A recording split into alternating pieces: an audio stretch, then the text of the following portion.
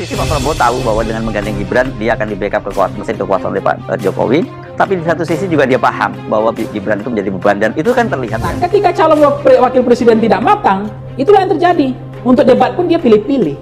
Dia tidak mau hadir dalam sebuah debat karena itu akan membuka topengnya. Jadi begitu Gibran memenangkan panggung pada debat kemarin, orang merasa aneh, kok bisa ya fluent, lancar, dan seolah-olah nggak ada beban untuk mengucapkan data. Bagaimana kemudian orang mengatakan sebagai ini pendapat mazhab masyarakat ya, beliau menang bukan karena kerja keras beliau, bukan dia bertarung, tapi adalah digendong oleh presidennya. Presiden kan antara calon presiden, bekas presiden, dan presiden bekas.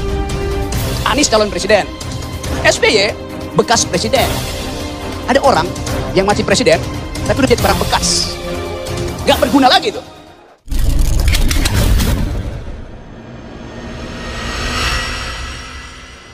Terus dipiralkan banyak media sosial kehadiran Cawapres Gibran Rakabuming Raka usai debat Cawapres bersama Caimin dan Mahfud MD yang berlangsung baru-baru ini.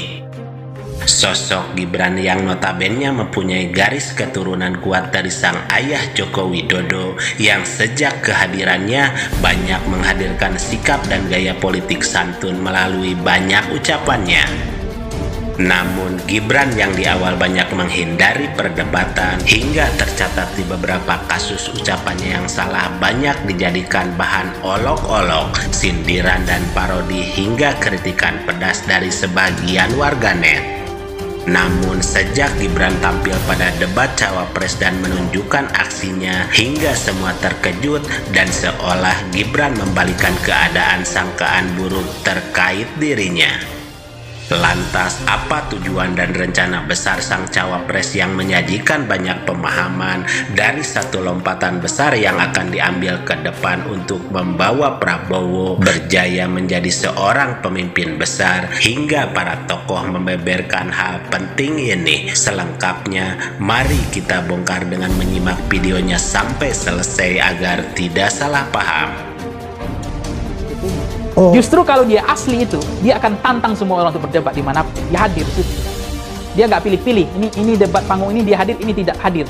Berarti kan ada ketakutan, kekhawatiran bahwa dia betul-betul tidak matang sebetulnya.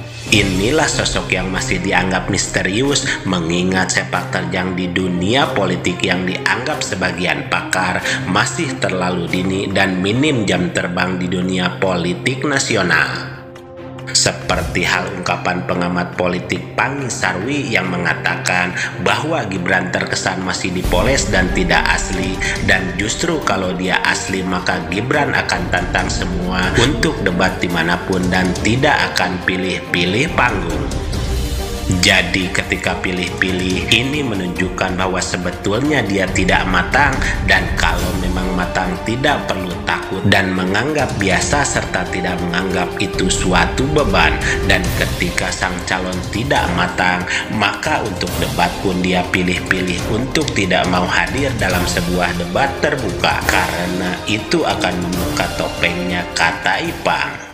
Orang tahu bagaimana beliau anak presiden, kan? Memimpin 5 kecamatan, ya, memenangkan 5 kecamatan, berkuasa selama 2 tahun. Bagaimana kemudian orang mengatakan sebagai ini pendapat mazhab masyarakat ya, beliau menang bukan karena kerja keras beliau, bukan dia bertarung, tapi adalah digendong oleh presidennya. Kalau nanti Pak Prabowo misalnya nggak ada, tiba-tiba Gibran jadi presiden, dengan emosional yang tidak terkontrol, dengan reaksional yang seperti itu, menggebu-gebu, tidak ada keteduhan, tidak ada kejernihan. Di lapangan debat kemarin saja dia mengompori semua orang untuk memberikan semangat. Ini panggung depan saja nggak bisa dikelola dengan baik, tidak terlalu emosional, temperamental, kelihatan wajahnya marah, dan itu lost control. Saya timnya juga nggak paham itu bisa terjadi seperti itu. Dan saya memahami kenapa konstitusi kita mengatakan kenapa harus 40 tahun? Jangan-jangan itu jawabannya, karena tidak matang. Kenapa kemudian beliau tidak mau menghadiri debat-debat yang diselenggarakan secara liar? Jadi ini menunjukkan 2 hal, ketidakmatangan, ketidaksiapan, dan kemudian tidak mau dikuliti sebetulnya. Nah, ketika calon wakil presiden tidak matang, itulah yang terjadi. Untuk debat pun dia pilih-pilih. Dia tidak mau hadir dalam sebuah debat karena itu akan membuka topengnya. Itu yang Sementara tanggapan dari Rocky Gerung yang menyampaikan bahwa seluruh keinginan yang ingin mempersoalkan substansi itu oleh netizen diarahkan ke Gibran, bukan pada Prabowo. Karena sosok Prabowo banyak orang sudah mengenal cara berpikir dan cara berdebat beliau. Jadi begitu Gibran memenangkan panggung pada debat kemarin hingga orang merasa aneh, kok bisa ya Gibran lancar dan seolah tak ada beban untuk mengucapkan data-data. Sebetulnya seluruh keinginan untuk mempersoalkan substansi itu oleh netizen diarahkan pada Gibran tuh, bukan pada Prabowo, karena Prabowo orang udah kenal cara berpikirnya dan cara berdebatnya. Jadi begitu Gibran memenangkan panggung pada debat kemarin, orang merasa aneh, kok bisa ya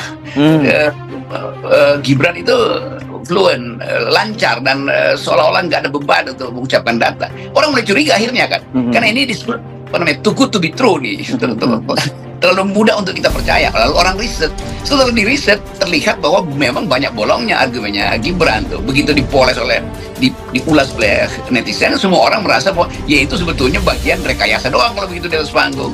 Hal yang sebaliknya yang harus dipercaya bahwa banyak data Gibran yang salah, banyak logika yang terbalik-balik, dan itu dalam 1 minggu ini orang akhirnya mengerti bahwa Gibran sebenarnya tidak dalam kapasitas seperti yang terlihat di panggung. Dan itu orang mulai mencurigai, kalau begitu diarahkan oleh siapa?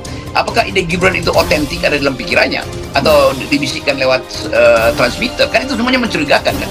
Nah, selama itu tidak bisa diterangkan oleh kubu Pak Prabowo dan kubu Prabowo ini tetap lakukan apologi, orang makin lama makin menganggap Gibran itu memang sebetulnya direkayasa doang di atas panggung tuh. Namun ketika akhirnya orang mulai curiga karena terlalu mudah untuk kita percaya, sehingga orang banyak melakukan riset, dan setelah diriset baru terlihat bahwa argumen Gibran memang banyak bolongnya, hingga ketika diulas oleh netizen semua orang merasa bahwa itu adalah bagian dari rekayasa di atas panggung, sebab banyak data dari Gibran yang salah dan logika yang terbalik-balik, sehingga dalam 1 minggu ini akhirnya orang mengerti bahwa Gibran sebenarnya tidak dalam kapasitas seperti yang terlihat di atas panggung, kata Rocky Gerung.